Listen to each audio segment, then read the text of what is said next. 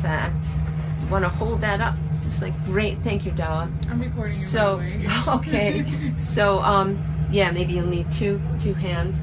So here's our liver, here's our stomach, here's the greater omentum, and this is lesser omentum coming from the back of the stomach and connecting to the liver. So that's lesser omentum, and this is greater omentum.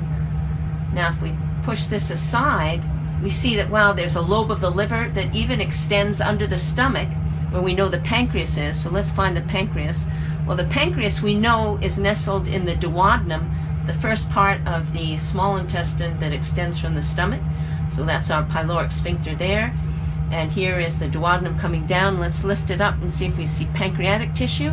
There it is. There's pancreatic tissue, very thin and granular, and that actually extends under the stomach. Here is pancreas too. This is pancreas.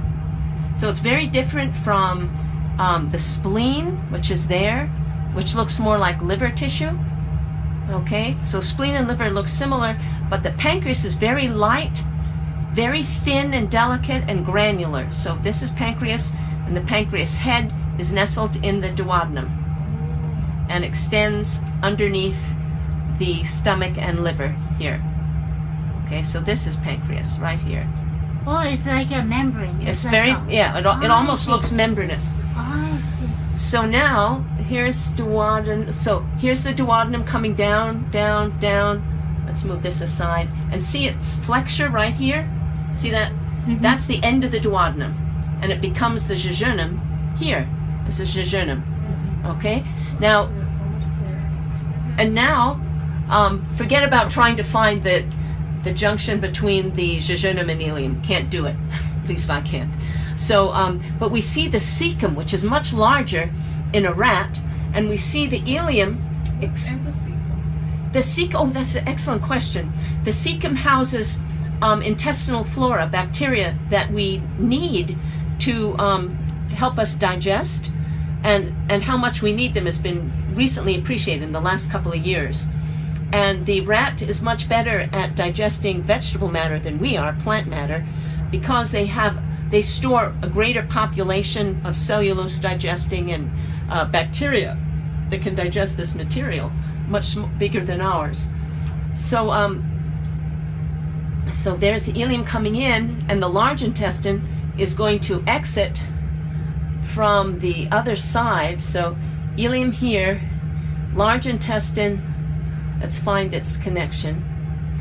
Let me see. Large intestine is extending. Wow, this is weird for this rat.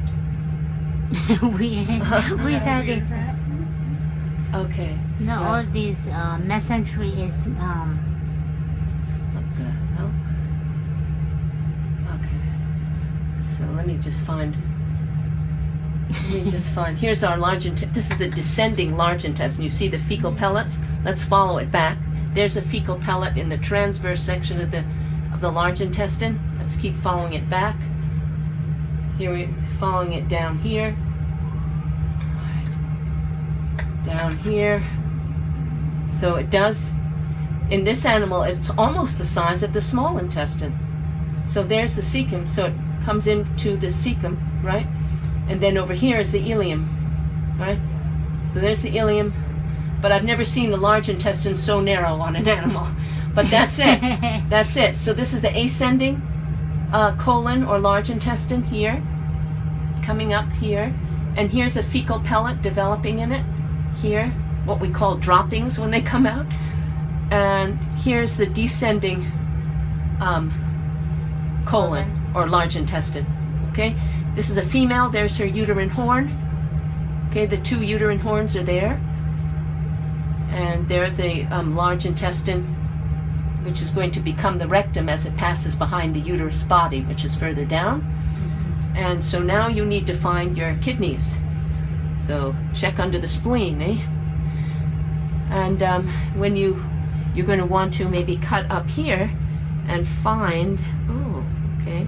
So you're already, yeah, cut up here a little, and you can open the side of the skin of the cheek, and you'll see the salivary gland parotid is right under the ear, extends like a triangular piece under the ear.